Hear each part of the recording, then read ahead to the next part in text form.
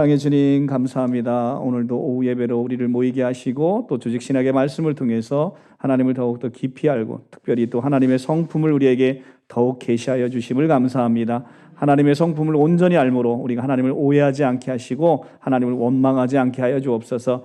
온전히 우리 하나님의 신실하심을 우리가 믿고 의지하며 우리 주님을 더욱더 우리 하나님으로 고백하며 하나님의 신실하신 가운데 하나님의 인내하시고 자비하신 그 성품에 의지하여 우리의 신앙생활이 더욱더 복되게 하여 주옵소서. 예수 그리스도 귀하신 이름으로 감사하고 기도합니다. 아멘. 아멘.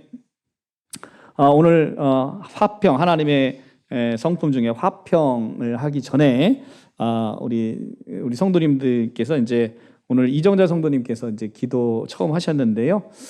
여러분들이 이제 기도에 대해서 조금 고민하시는 것 같아서 제가 몇 가지 이제 팁을 드리도록 하겠습니다. 우리가 이제 기도 생활을 하시잖아요. 기도 생활을 하시는데 여러분들이 이제 기도는 훈련이잖아요. 기도를 훈련하지 않으시면 여러분의 입술이 떼어지지 않고 기도하는 게 늘 어렵습니다. 그래서 신앙생활 아무리 오래 하셔도 기도 생활 하시는 게 너무나 또 힘들고 어려우실 수 있어요. 그래서 늘 날마다 기도하시는 것을 여러분들이 생활화하시고 기도를 계속 연습하셔야 됩니다. 집에서. 우리가 처음에 태어났는데 그냥 말을 막 잘하지 못하잖아요. 다른 사람이 말하는 거를 잘 듣고 그 말을 어린아이가 흉내내잖아요. 아빠 한번 따라해봐. 아빠 이렇게 흉내내듯이 우리가 계속해서 하나님과의 대화하는 기도의 소통법을 배우는 거예요. 그래서 아빠 이렇게 배우듯이 다른 분들의 기도를 배우고 따라해보고 흉내내보고 이렇게 하면서 기도가 깊어지는 거예요.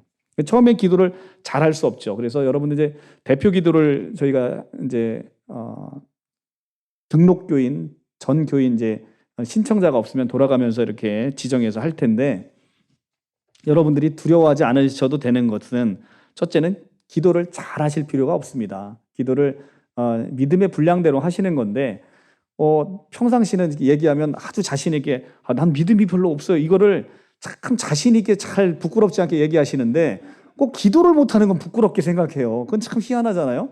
믿음이 없으면 기도를 못하는 게 너무 당연한 건데 믿음 없는 것은 자신 있게 얘기하시는데 기도 못하는 건 부끄러워하신다. 참 이상한 거예요. 그러니까 여러분들 부끄러워하지 마시고 그냥 믿음의 분량대로 기도를 하시면 됩니다. 잘하면 잘하는 대로 못하면 못하는 대로 이렇게 기도하시면 돼요. 오늘 이정대 선생님도 처음 기도하셨는데 그 정도면 너무 훌륭하고 잘하시잖아요. 그러니까 너무 기도에 대해서 어려움을 갖지 마시고 그냥 이렇게 편안하게 생각하시고 원래 기도 예배 가운데 우리가 주일 예배 가운데 기도를 한다는 건 굉장히 영광스러운 거예요. 그곳에 내가 예배 가운데 내가 하나의 직분을 맡아서 섬길 수 있다는 건 너무 귀한 거란 말이죠. 이렇게 반주하시거나 아니면 사회 보시거나 이런 것도 정말 귀한 거지만 이 예배 순서에 예배의 기도자로 세워진다는 건 참 귀하다. 그러니까 이것을 영광스럽게 생각해야지 부담스럽게 생각하시면 안 된다는 거죠. 원래 교회에서 치리할 때 어떤 교회에서 잘못을 범하잖아요. 그러면 대표기도 한 3달 금지 이런 것도 원래 이런 게 진짜 있어. 이게 농담이 아니고 실제 그렇게 치리를 한단 말이에요. 그러니까 이 기도한다는 게 영광스럽다는 거죠. 그거를 벌로 준다는 건. 근데 서로 기도를 안 하려고 그래. 그러면 늘 나는 벌 주세요, 벌 주세요, 벌 주세요. 이거랑 똑같은 거예요. 너무 웃기잖아요. 여러분들 맨날 벌 받고 싶으세요? 그렇지 않잖아요. 그러니까 이 기도에 참여한다는 건 영광스러운 일이다. 그리고 우리 여기 유동열 성도님 요즘 얼마나 은혜 받고 계세요. 이게 아직 우리 교회 등록도 못 하셨어요. 근데 이런 분이 등록하자마자 다음 주에 만약에 딱 기도를 한다. 이야, 그러면 먼저 신앙생활 엄청 오래 오셨는데 기도 한 번도 못한 분이 자괴감에 빠지지 않을까요? 자괴감에 빠지잖아요. 이분들 이렇게 하시는데. 그러니까 근데 여러분 기도할 때 그냥 안 시키잖아요. 꼭 이렇게 적어서 예배에 그렇게 적게 해서 여러분들이 그걸 보고서 기도하도록 하잖아요. 그러니까 두렵지 않고 떨지 않게. 그런데 그게 유익은 뭐냐면 내가 기도문을 정성스럽게 작성하면서 내가 하나님과 교제하는 거예요. 그래서 그냥 우리가 아무것도 안 보고 기도하는 것도 물론 신앙이 분량이 차서 그렇게 되면 너무 좋은 일이지만 여러분이 그 기도를 사모하면서 내가 이제 여러 성도님들 앞에 기도를 사모하면서 기도를 준비하는 거잖아요. 그 준비하면서 하나님을 만나는 거거든요. 그러니까 이 준비 시간이 결국 헛된 시간이 아니라 한 땀 한 땀 내가 하나님을 어떻게 기도할 거를 생각하면서 기도문 작성하는 것은 우리에게 큰 유익이 된다. 그러니까 기도문을 작성하시면서 나의 것으로 자꾸 만드시는 거예요.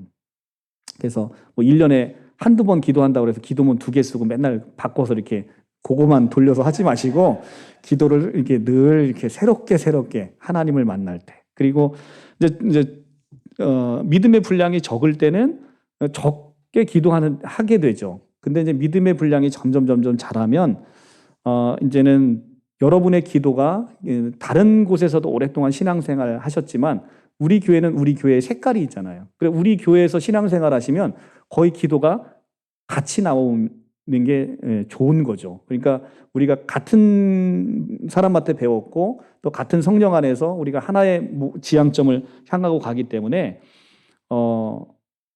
예를 들면 대표 기도를 딱 시켰어요. 그래서 큰일 났다. 그래서 인터넷에서 대표 기도문 딱 봐서 했어요. 그랬더니 그거 그냥 보고서 우리 교회 형편에 맞추지 않고 그냥 그걸 그대로 하는 사람이 있어요. 예를 들면 저는 아직 목사 안수도 못 받았는데 우리 목사님을 축복하시고 뭐 이렇게 하시면 좀 식은땀이 쭉 나는 거예요. 그죠? 그걸 우리 교회 상황에 맞게끔 뭘 바꿔서라도 하셔야 되는데 전혀 바꾸지 못하고 그리고 우리 교회에서는 또 어떻게 보면 이런 뭐 또 정치적인 기도 뭐 이런 것도 잘 안 하는데 그런 것도 막 이렇게 하시거나 이것도 또 바람직하지 않단 말이죠. 그러니까 우리 교회의 색깔에 맞춰서 우리 교회에서 늘 강조하고 있는 것들, 이런 것들을 기도 제목으로 담아서 기도를 해주고 나의 색깔을 빼고 우리 교회의 색깔을 입힌다. 그러면 훨씬 더 귀한 기도가 되겠죠.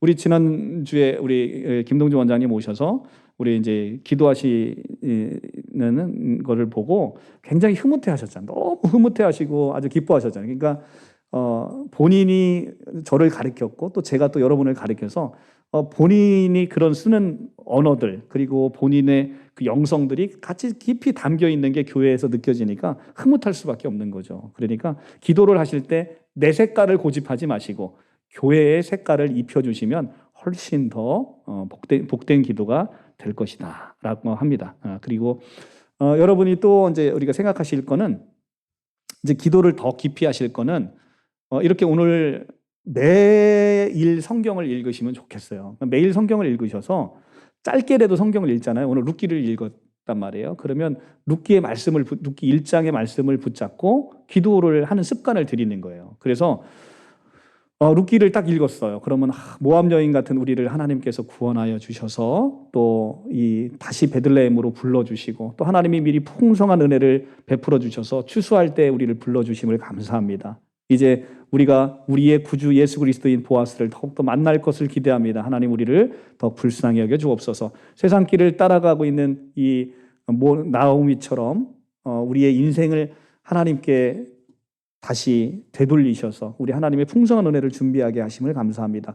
이렇게 해서 말씀을 붙잡고 기도를 하게 되면 기도가 더욱더 풍성하게 되잖아요. 그렇죠? 그래서 늘 말씀을 읽으시면 말씀만 읽지 마시고 말씀에서 누려진 것을 붙잡고 기도하는 거예요.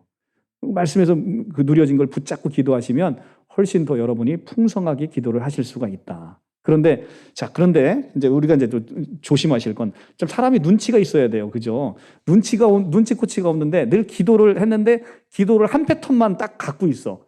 자, 그래서 오늘 식사 기도를 해달라고 하는데 대배 기도하는 것처럼 하는 거예요. 식사 기도를.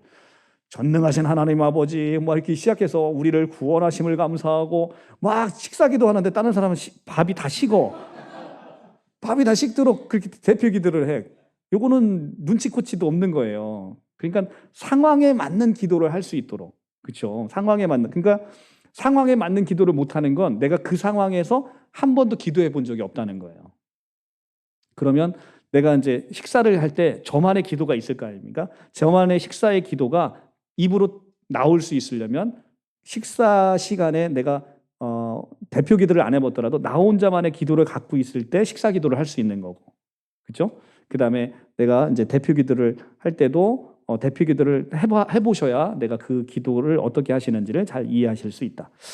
기도를 너무 길게 하려고 하지 마세요. 기도를 너무 길게 하는 것도 대표 기도를 너무 길게 하는 것도 예배를 방해하게 됩니다. 그래서 3분에서 4분 정도, 이렇게 길어야 4분 정도 이렇게 해주셔야 오히려 예배가 더 깔끔하게 되고, 너무 기도를 길게 하시거나 하시면 예배에 오히려 방해가 돼서 기도가 너무 길지 않도록 그렇게 해주셨으면 좋겠다. 그리고 기도는 하나님을 부르면서 시작하는 거죠. 존귀하신 하나님 아버지, 아니면 우리의 구주 되신 하나님 아버지, 이렇게 우리가 하나님을 부르면서 예배를 시작하는 거죠. 그래서 주님께서 우리에게 주기도문을 주셨잖아요. 너희는 이렇게 기도하라라고 해서, 그때 이렇게 기도하라 그랬더니 주기도문, 어떤 사람 대표 기도하라 그랬더니 주기도문을 갖고 와서 읽는 거예요. 예수님이 이렇게 가르쳐 주셨으니까 나는 주기도문으로 기도해야 되겠다. 그렇죠. 근데 우리 기도의 모범을 보여주셨지만, 우리가 지금 기도하는 것은 예배를 위한 기도란 말이죠. 그죠? 예배를 위한 기도이기 때문에 예배에 맞는 기도를 해주셔야 되는 거예요. 그래서 그 상황에 맞는 기도를 잘 포착을 하셔서 여러분 기도를 해주셔야지, 상황에 맞지 않는 기도는 아무리 잘 기도를 해도 우습다. 오늘 내가 룻기를 배웠어요. 근데 우리 교회만 배웠잖아. 근데 이 룻기의 지금 1장을 붙잡고 제가 지금 기도를 했는데, 이거를 어느 다른 곳에 갔는데 우리 기도 좀 해주세요 그랬는데, 룻기 1장을 붙잡고 기도하면 다른 사람들은 그 말씀이 지금 전혀 오늘 배운 바가 없기 때문에 너무 생소하잖아요. 그죠? 그럴 때는 우리가 이제 우리의 구원의 원리를 이제 붙잡고 기도하는 거죠. 그래서 하나님, 우리를 구원해 주셔서 감사합니다. 우리에게 영원토록 함께하여 주셔서 우리의 삶의 인도자가 되어 주시고, 또 이 자리를 축복하셔서 우리가 서로 교제하고 교통하는 가운데 우리 하나님의 은혜가 충만히 누려지게 하옵소서. 이렇게 우리가 이렇게 포괄적인 기도를 해야 될 때가 있고, 구체적인 기도를 해야 될 때가 있단 말이죠. 그러니까 내가 지금 말씀을 읽었고 이 말씀의 예배를 끝나고 기도를 할 때는 말씀의 구체적인 내용을 붙잡고 기도하잖아요. 그렇죠? 근데 예배를 시작할 때는 어때요? 좀 포괄적인 기도, 하나님의 풍성하신 은혜를 붙잡고 기도하는 것이죠. 그러니까 그렇게 상황이 다르다. 그렇기 때문에 다른 상황에 다른 기도를 하셔야지, 그냥 모든 상황에 일괄해서 적용하게 되면 기도가 조금 산만해지고 어떻게 보면 이제 좀 눈치 없는 사람이 또 될 수도 있겠다라는 생각이 듭니다. 기도를 끝나실 때는 과거형으로 끝나는 게 아니고 항상 현재형으로 기도하옵나이다. 그러니까 기도하였사옵나이다 이렇게 과거형으로 표현하지 않고 기도하옵나이다, 기도합니다, 이렇게 끝나시는 게 좋고요. 현재 시제로 기도를 드리면 좋겠습니다. 그리고 공예배에서 예배를 할 때는 될 수 있으면 사람의 이름을 거명하지 않으면 좋겠어요. 그러니까 예를 들어 담임 목사님이든 담임 전도사님이든 이름을 불러가면서 기도하는 건 좋지 않습니다. 그러니까 그 이름을 부르는 게 아니라 그 세워준 직위를 위해서 기도하는 거기 때문에 우리 담임 전도사님을 위해서 기도합니다. 이렇게 하는 거지. 그 사람의 이름을 부르는 것은 공예배에서는 좋지 않다. 그리고 우리가 이제 이렇게 일부 예배는 하나님을 거룩하게 좀 찬양하죠. 오후 예배하고는 좀 성격이 달라요. 오후 예배는 일부 예배에서 예배에 승리한 자들이 그 승리의 기쁨을 만끽하면서 춤도 추고 이렇게 할 수 있지만, 일부 예배는 온전히 하나님께 드려지는, 우리의 예배의 가장 주된 목적은 하나님을 영화롭게 하는 거거든요. 그래서 말씀의 은혜가 안 돼도 여러분 꼭 예배를 드리셔야 되는 겁니다. 왜? 여러분은 은혜 받으려고 지금 오신 게 아니라 먼저는 하나님을 영화롭게 하기 위해서 예배를 드리는 거기 때문에, 여러분 말씀의 은혜를 못 받으셔도 예배를 꼭 드리셔야 되는 이유가 거기 있다. 1차적으로는 하나님을 영화롭게 하는 것이기 때문에, 그래서 우리가 먼저 일부 예배를, 오전 예배를 거룩하게 드리는 이유가 여기 있다. 오후 예배는 비교적 예배에 승리한 자들이 기쁨으로 다윗이 춤추는 것처럼 그렇게 하나님을 찬송하는 예배로 우리 공교회가 많이 드리잖아요. 그런 것도 다 신학적인 의미가 있다는 겁니다. 그냥 막 드리는 게 아니고. 그렇기 때문에 공예배에서 우리가 이제 혹시나 어떤 이제 아픈 환우를 위해서 기도하거나 이렇게 하더라도 그 사람의 이름을 불러가면서 기도하는 건 적절치가 않다는 거예요. 그러니까 오후 예배에서 우리가 이렇게 할 수 있는 것과 오전 예배, 공예배에 내가 대표자로서 기도하는 것은 다르다. 그래서 담임 전도사나 담임 목사나 또 우리 환우들의 이름을 직접 불러가면서 공예배에서 일부 예배에서 기도하는 것은 좋은 모습은 아니다라는 것을 여러분에게 말씀을 드립니다. 그래서 이렇게 기도의 원칙을 가지고 우리가 기도 생활을 했으면 좋겠어요. 그리고 기도라는 것은 이제 사실은 어렵게 생각하면 한도 끝도 없이 어려워요. 그러니까 여러분이 평상시에 여러분의 이렇게 생각되는 것들을 입술로 한번 내뱉는 습관을 한번 가지세요. 그냥 지나가면서 늘 그냥 축복하고 다니십시오. 여러분에게는 축복의 권세가 있잖아요. 여러분이 축복하는 자를 하나님이 축복하실 겁니다. 그러니까 지나가시는 분들 보시면서 어떤 할머니가 걸어간다. 할머니, 주님, 저분을 축복하여 주옵소서. 노년의 인생이 더욱더 복될 수 있도록 하나님 은혜 베풀어 주옵소서. 이렇게 기도하는 거죠. 그러니까 그렇게 기도를 하는 습관을 들이시면 훨씬 더 좋아요. 그리고 우리 성도님들을 위해서 한 사람 한 사람 머릿속에 떠오르는 사람들을 위해서 기도를 하시면 늘 그분들을 생각하고 있기 때문에 어떤 분을 만나더라도 그분을 축복해 주기가 굉장히 좋습니다. 특별히 우리 목자님들께서는 우리 목원들을 위해서 늘 생각하며 기도해 주시고요. 그래서 목원들을 위해서 기도하면 목원들 만났을 때 기도가 정말 쉽게 나오거든. 늘 왜냐하면 내가 매일 하던 기도기 때문에 기도가 쉽게 나올 수 있다. 그래서 기도를 생활해 주시면 좋겠습니다. 자, 서두는 여기까지 마치고 오늘 하나님의 조직신학 간단하게 보고 오늘도 마치도록 하겠습니다. 하나님은 화평의 하나님이십니다. 우리가 질서의 하나님 이라고 하는데 이 화평의 하나님, 질서의 하나님을 고린도전서 14장 33절은 이렇게 얘기합니다. 우리 함께 합독할게요. 시작. 하나님은 무질서의 하나님이 아니시오 오직 화평의 하나님이시니라. 아멘. 하나님은 화평의 하나님이시다.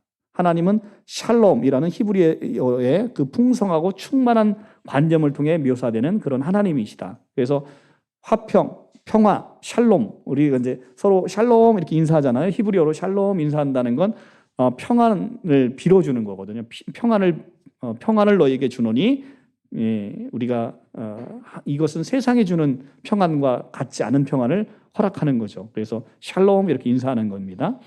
여호와께서 자기 백성에게 평강의 복을 주시리로다.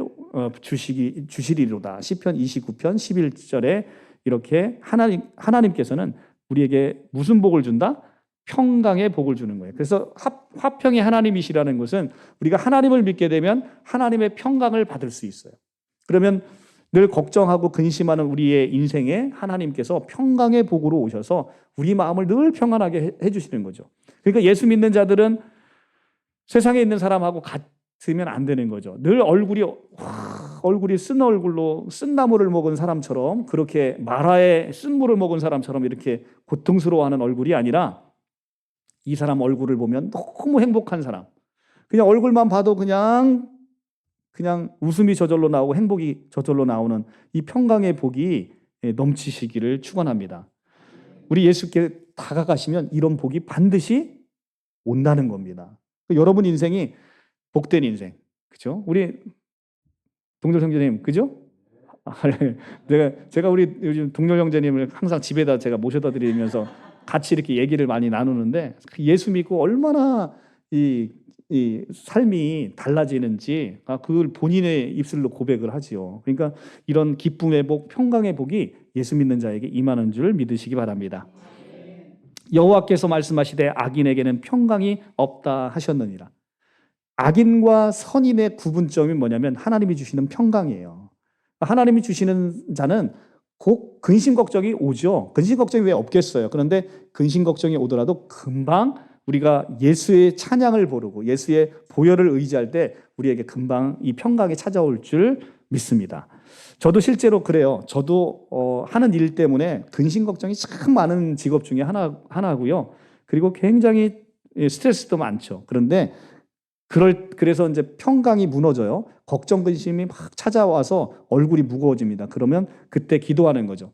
주님, 내 안에 기쁨이 없습니다. 내 안에 평강이 없습니다. 우리 주님께서 평강을 허락하여 주옵소서라고 기도하게 되면 정말로 언제 그랬냐는 듯이 조금 있으면 모든 근심 걱정을 다 내려놓고 제가 입술에서 하나님을 찬송하는 저를 발견할 수 있더라고요. 그러니까 이런 경험들이 여러분 있으셔야 돼요. 여러분들이 이 기독교는 실제지 않습니까? 그 경험을 여러분이 느껴보셔야 돼요. 항상 내가 두렵고 떨릴 때 말씀을 붙잡고 두려워하지 말라.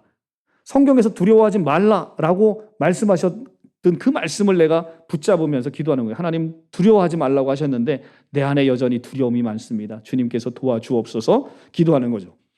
그러면 그 주님이 이내 우리 안에 있는 두려움을 없애주시고 우리 안에 평강을 주실 줄 믿으시기 바랍니다.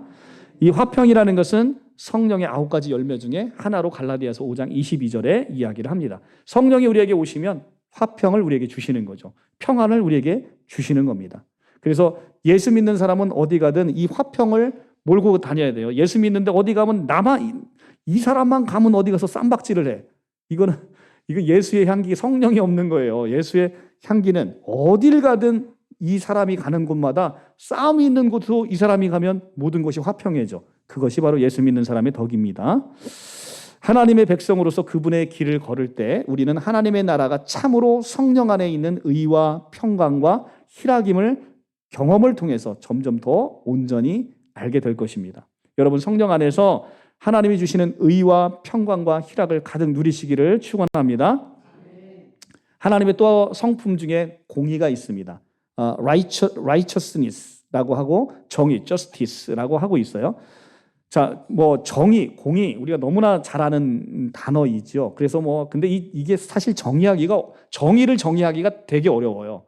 정의를 정의하기 어렵기 때문에 마이클 샌달이 그 정의란 무엇인가 그 유명한 책이 나왔던 거 아니겠습니까? 그 제가 복음으로의 초대에서 마이클 샌달의 그 정의론도 여러분한테 한번 이렇게 얘기해 드린 적이 있었는데, 근데 사실 복음으로의 초대라고 해놓고서 굉장히 어렵고 수준 높게 해놨어요. 그래서 어떤 목사님께서 제가 저한테 성경 공부를 목사님이 저랑 하고 싶다 그래갖고 이제 말씀을 하나씩 보내드렸어요. 그래서 제일 이제 복음으로의 초대가 좀 적합할 것 같아서 그걸 하나씩 보내줬어요. 그랬더니 너무 어려워서 못 하시겠대요. 그래서 이게 지금 우리 새신자반 가장 기초가 되는 교육이라고 하니까 이제 하시던데, 처음에 그걸 보내드렸더니 굉장히 철학적이어서 너무 힘들고 어려우시다고 하시더라고요.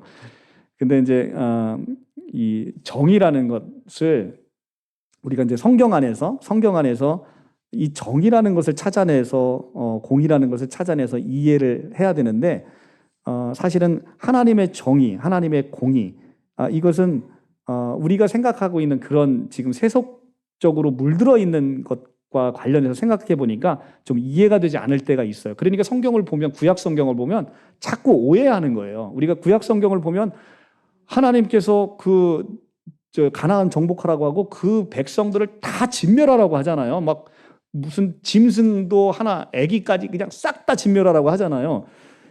그러면 하나님은 사랑의 하나님인데 뭐 이렇게 저렇게 무서운 하나님이 있을 수가 있어? 하나님이 저렇게 무지막지하게 사람을 사륙하고 도륙하고 하는 게 이게 맞는 건가? 우리 이렇게 생각하잖아요. 그러니까 하나님의 속성을 모르니까 늘 오해하는 거예요. 하나님을 성경을 보면서 오해하는 겁니다. 그래서 얼마 전에도 우리 성도님 중에 한 분이 이렇게 오셔가지고 구약 성경을 이렇게 공부하고 있는데 사울이 너무 불쌍하다는 거예요. 사울 왕이. 그래서 이제 성경을 이제 보는 법을 제가 새로 알려드렸는데, 가나안 땅에서 그런 아말렉 족속들을 하나도 남김없이 진멸하라, 이런 것들은 우리 안에 이제 그런 것들을 역사를 통해서 하나님의 마음, 하나님이 얼마나 죄와 같이 공존하실 수 없는 것인지, 죄를 하나님이 얼마나 미워하시는지, 우리 안에 죄가 있으면 하나님이 오셔서 우리 안에 거하실 수 없는 것인지, 이런 걸 보여주는 거란 말이에요.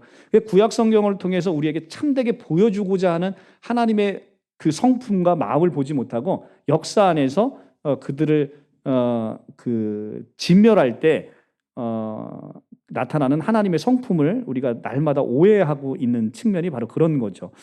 이 공의라는 것은 히브리어 체데크, 정의는 미시파트라는 단어를 사용하고 있는데 하나님의 한 속성으로 볼 수 있어요. 하나님의 공의는 하나님은 언제나 옳은 것과 일치하는 방식으로 행동하신다는 겁니다. 하나님은 언제나 옳은 것과 일치하는 방식으로, 그러니까 하나님은 그릇되게 행동할 수 없다는 거예요. 언제나 옳은 것으로 행동하셔야 되는 분이시고 그분 자신의 옳음의 최종적인 기준이 되시는 거죠. 모세는 하나님에 관해서 이렇게 얘기합니다. 합독하겠습니다. 시작.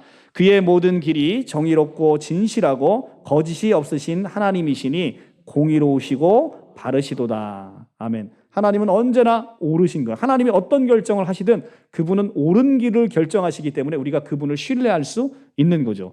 하나님이 결정이 때로는 우리 생각과 다를 수 있어요. 어떻게 하나님 이렇게 하실 수 있지? 그러나 그 길이 옳은 길이라는 겁니다. 그래서 우리는 언제나 하나님을 신뢰하고 갈 수 있는 거죠. 하나님 그분의 공의로 인해서 사람들이 받아 마땅한 대로 그들을 대하십니다. 따라서 하나님은 반드시 죄를 벌하시죠. 죄를 범한 자는 상을 받을 자격이 없기 때문에 그렇습니다. 그러니까 우리는 죄범한 자들이잖아요. 우리는 마땅히 뭘 받아야 되는 사람들이에요? 벌을 받아야 되는 사람이에요. 그런데 우리가 벌을 안 받은 게 아닙니다. 우리는 우리의 죄에 대한 대가의 벌을 반드시 받았는데 그 벌을 예수께서 십자가에서 다 우리의 죄를 다 담으셔서 예수님께서 스스로 받으셨기에 우리는 죄값을 이미 받은 자라는 겁니다. 그래서 우리가 용서받은 거지 죄를 그냥 용서받은 게 아니란 말입니다. 우리의 죄값으로 인해서 무고하신 어린 양이 죽으심으로 우리의 죄가 용서받은 것이지 죄값이 그냥 용서된 게 아니라는 거예요. 여러분을 위해서 여러분 대신 돌아가신 분이 있다는 겁니다. 그래서 우리가 그분을 찬송하는 거죠.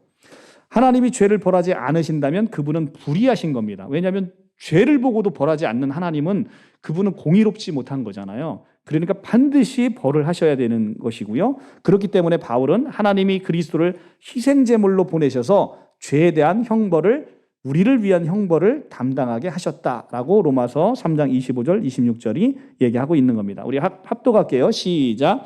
이 예수를 하나님이 그의 피로써 믿음으로 말미암는 화목제물로 세우셨으니 이는 하나님께서 길이 참으시는 중에 전에 지은 죄를 간과하심으로 자기의 의로우심을 나타내셔 하심으니 곧 이때에 자기의 의로우심을 나타내사 자기도 의로우시며 또한 예수 믿는 자를 의롭다 하려 하심이라. 아멘. 로마서 8장 3절에서 4절입니다. 시작. 율법이 육신으로 말미암아 연약하여 할 수 없는 그것을 하나님은 하시나니 곧 죄로 말미암아 자기 아들을 죄 있는 육신의 모양으로 보내어 육신의 죄를 정하사 육신을 따르지 않고 그 영을 따라 행하는 우리에게 율법의 요구가 이루어지게 하려 하심이라. 아멘. 자, 우리 이제 로마서에서 이야기하는 게 뭐냐면 예수님을 우리를 대신해서 화목제물로 삼으시고 그 육신으로 우리에게 보내고 그 육신에 우리의 모든 죄를 담으셨다는 거예요. 그래서 예수님이 죽으심으로 우리의 모든 죄가 예수께서 대신 받아서 우리는 의인이 되었다라는 겁니다. 아까 얘기했지만 교환이잖아요. 우리의 죄는 예수에게 가고 예수의 거룩함은 우리에게 와서 우리가 거룩의 옷, 깨끗한 옷을 입게 되는 것이다. 그래서 하나님의 속성에 공의가 없다면 우주는 정말로 상상할 수 없을 만큼 끔찍한 곳이 되겠지요. 그러니까 우리가 죄진 사람을 감옥에 가두지 않으면 세상은 정말 이상할 거 아닙니까? 범죄 천지 아니겠어요? 마찬가지 우리 하나님께서 그 죄인들을 벌하시게 되는 거죠. 질투의 하나님, 우리 하나님 성경에서 보면 이 질투라는 단어는 아주 부정적인 의미로 사용되지만 성경에서는 하나님의 질투는 부분의 영광을 보호하시려고 끊임없이 그분입니다. 그분의 영광을 보호하시려고 끊임없이 열정적으로 노력하시는 하나님의 속성이시다라는 겁니다. 하나님의 질투는 하나님의 영광을 보호하고 하려는 열정적 노력이에요. 출애굽기 20장 4절 5절 너를 위하여 새긴 우상을 만들지 말고 또 위로 하늘에 있는 것들이나 아래로 땅에 있는 것들이나 땅 아래 물속에 있는 것들의 어떤 형상도 만들지 말며 그것에게 절하지 말며 그것들을 섬기지 말라. 나 내 하나님 여호와는 질투하시는 하나님이신즉 나를 미워하는 자의 죄를 갚되 아버지로부터 아들에까지 3, 4대에 이르게 하거니와 나를 사랑하고 내 계명을 지키는 자에게는 1000대까지 은혜를 베푸시느니라. 아멘. 아멘. 우리 하나님께서는 어떤 하나님이시다? 질투하시는 하나님이다. 여러분이 하나님 외에 다른 것을 더 소중하게 생각하면 그걸 반드시 치시는 거예요. 그러니까 여러분의 자식 새끼도 너무너무 하나님보다도 더 사랑하게 되면 여러분의 자식을 칠 수밖에 없는 거예요. 그러니까 우리 하나님께서는 하나님을 가장 여러분을 인격적으로 하나님을 만나기를 원하시고 하나님에게 사랑하기를 원하고 사랑받기를 원하십니다. 그렇기 때문에 다른 어떤 형상도 만들지 말라는 거예요. 그게 심지어는 하나님의 형상이라도 그 형상을 만들지 말라는 거예요. 왜냐하면 나는 죽은 자가 아니라는 겁니다. 나는 살아있으니까 내가 너를 인격적으로 네가 부르면 내가 달려갈 텐데 뭐 만들어 놓고 그걸 나라고 생각하지 말라는 거예요. 아니 내가 아버지가 이렇게 멀쩡하게 살아있는데 우리 아들이 내 사진을 갖고 맨날 내 사진에다가 뭘 얘기를 한다 치자고요. 나한테 전화하면 되는데 그럼 되게 이상하잖아요. 나한테는 평생 10년이 되도록 전화 한 통 안 하는데 사진 보고 맨날 나를 보고 울었대요. 그럼 너무 이상하지 않습니까? 그러니까 우리가 우상이라는 건 바로 그런 거예요. 우상은 우리가 하나님이 인격적이신 분이기 때문에 하나님은 여러분이 부르시면 달려가길 준비가 돼 있는 분이에요. 그러니까 우상을 따르지 말고 나를 불러라. 내가 너에게 달려가겠다. 그래서 우리 하나님은 다른 것을 사랑하시는 여러분들을 질투하십니다. 이 여호와의 질투는 무서운 거잖아요. 그러니까 여호와의 질투는 이것이 진노로 바뀌면 무서운 거예요. 하나님은 우리가 거짓 신들이 아니라 그분 자신을 예배하기를 원합니다. 우리가 다른 신을 섬긴다는 것, 하나님 외에 다른 것을 섬긴다는 건 그게 돈의 우상, 모든 것의 우상이 될 수 있잖아요. 돈도 우리의 우상이 될 수 있어요. 그러니까 우리가 하나님 아닌 것에 소망을 두고 살아가면 그 모든 것들을 오늘 보셨지만 나오미처럼 나오미의 인생이 다른 것을 찾아 헤매다가 남편 죽고 자식 죽고 그렇게 철저하게 회개하고 다시 돌아오는 그런 인생이 되지 않도록 우리 성도님들 늘 하나님 안에 붙잡아 사시길 바랍니다. 우리가 못 사는 나라 가보면요, 진짜 우상들이 많아요. 그렇죠? 이상한 우상이 많아요. 코브라 섬기고 뭐 돌 같은 거 만들어서 섬기고 이런 나라는 하나님께서 거기를 풍요롭게 하실 수가 없죠. 그러니까 이 거짓 기독교를 믿고 기독교가 전파되는 곳마다 후진국에서 선진국으로 바뀌는 것이 역사 안에서 계속 보여지고 있잖아요. 그것들은 뭐냐면 진정한 신 여호와 하나님께서 그 백성을 사랑하심에 대한 증거인 거죠. 하나님이 그분 자신의 영광을 추구하는 것은 잘못된 게 아닙니다. 그래서 그분은 전적으로 영광을 받아 마땅한 분이기 때문에 이 질투를 통해서 자신의 영광을 보호하신다라는 것을 우리에게 보여줍니다. 자, 오늘 마지막입니다. 우리 진노의 하나님, 하나님이 질투하시는 하나님이시다라고 하는 것은 하나님은 그 질투를 통해서 진노하시는 거죠. 하나님은 진노는 그분이 모든 죄를 맹렬히 미워하심을 뜻합니다. 출애굽기 32장 9절에서 10절에 보면 여호와께서 또 모세에게 이르시되 내가 이 백성을 보니 목이 뻣뻣한 백성이로다. 그런즉 내가 하는 대로 두라. 내가 그들에게 진노하여 그들을 진멸하고 너를 큰 나라 되게 하리라. 하나님께서는 진멸하시는 하나님이십니다. 진노가 진멸로서 진노하셔서 모든 것들을 쓸어버리고자 하시는 거죠. 이때 모세가 간구하심으로 그 백성을 살려두잖아요. 그 모세는 바로 우리를 위해서 중보하시는 예수 그리스도의 모형으로 나타나는 거죠. 모세가 이스라엘 백성들을 위해서 기도하잖아요. 그것은 예수께서 우리를 위해서 하나님과 우리 사이에서 예수님이 끼어서 중보자의 역할을 하시는 모습을 그대로 보여주고 있는 거죠. 신명기 9장 7절에서 8절 너는 광야에서 내 하나님 여호와를 경노하게 하던 일을 잊지 말고 기억하라. 내가 애굽 땅에 나오던 날부터 이곳에 이르기까지 늘 여호와를 거역하였을 때 호렙산에서 너희가 여호와를 경노하게 하였으므로 여호와께서 진노하사 너희를 멸하라 하셨나이다. 자, 호렙산에 있을 때 모세가 율법을 받을 때 이들은 뭐를 만들었어요? 우리를 인도해낸 신이라고 해서 우상을 만들었어요. 아론을 꼬셔서. 그래서 이 금송아지를 만들어 가지고 여호와를 진노하게 만들었습니다. 여호와를 진노하게 만들어서 그 백성들을 하나님께서 다 쓸어버리겠다라고 얘기하잖아요. 그때도 모세가 간절히 중보함으로 전부 다 진멸하는 것을 막게 되는 이 이스라엘 역사를 우리가 보게 됩니다. 이렇게 하나님은 자기를 사랑하는 백성들이 다른 것에 숭배하고 다른 것을 따르는 것을 용서하지 못하는 것입니다. 우리는 죄를 미워하시는 하나님의 성품을 따라서 우리도 죄와 악을 미워해야 하는 성품을 갖게 돼 있습니다. 더 나아가서 하나님의 자녀가 된 우리는 그리스도의 공로로 말미암아 하나님의 진노를 두려워할 필요가 없어졌습니다. 이제 하나님의 진노는 누구한테 다 쏟아졌습니까? 원래 우리는 여러분 죄인이에요. 아주 천하기 천한 죄인입니다. 그런데 이 모든 죄악을 예수님에게 담당해서 하나님의 모든 진노를 어디다 쏟으셨냐면 예수님에게 쏟으셨다는 거예요.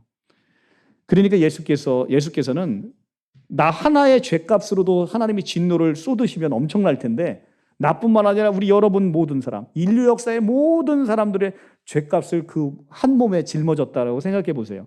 정말 엄청난 하나님의 진노가 그 안에 쏟아지는 거죠. 고린도후서 5장 21절입니다. 하나님이 죄를 알지 못하신 이를 우리를 대신하여 죄로 삼으신 것은 우리로 하여금 그 안에서 하나님의 의가 되게 하려 하심이라.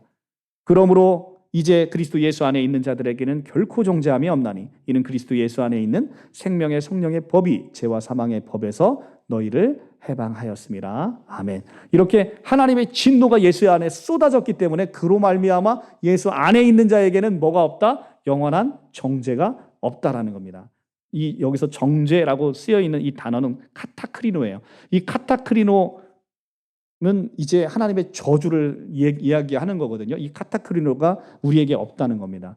얼마나 놀라운 은혜가 아닐 수가 없어요. 하나님께서 여러분을 너무너무 사랑하신 거죠. 그래서 모든 죄값을, 여러분의 앞으로 지어지는 모든 죄값도 이제 예수께서 십자가에 다 담당하셔서 우리를 자유케 하시고 우리를 의인이라고 부르시는 거죠. 하나님 보시기에는 여러분이 세상에서 제일 정결한 자예요. 세상에서 제일 거룩한 자입니다. 여러분 믿어지세요? 네, 여러분 자신을 보면 그게 안 믿어져요. 그런데 여러분을 보지 말고 내 안에 발라진 보혈을 보시라는 거죠. 내 안에 발라진 보혈, 그래서 그로 말미암아 가장 깨끗하기 때문에 여러분 안에 성령이 임재하게 되신 겁니다. 여러분 안에 성령이 임재한다는 건 여러분이 세상의 그 무엇보다도 거룩해지셨음을 우리에게 보여주는 겁니다. 여러분들 이렇게 예수 그리스도의 공로에 힘입어서 정말 놀라운 신분을 취득하셨습니다. 여러분 정말 여러분이 얼마나 귀하신 분인지 아시죠? 여러분은 하나님의 자녀가 되었을 뿐만 아니라 만왕의 왕이신 예수님의 신부가 되셨어요. 예수님은 자기 신부를 건드리는 사람을 용서하지 않습니다. 그러니까 여러분은 하나님의 보호하신 가운데 오늘 룻기서 3장에 나오듯 하나님이 책임지는 인생, 그 책임진다는 건 여러분을 보호하시고 여러분을 거룩하게 하시고 여러분을 지키시는 그 모든 개념이 포함된 거죠. 그래서 여러분들을 건드리는 자 하나님이 용서하지 않으신다. 할렐루야. 네, 세상의 모든 사탄마귀도 여러분 앞에서는 그래서 힘을 쓰지 못하고 쪼그라드는 겁니다.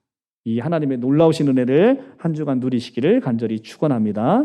기도하고 마치겠습니다. 사랑의 주님 감사합니다. 하나님의 성품을 통해서 오늘도 우리를 사랑하시는 하나님의 놀라우신 은혜를 발견합니다.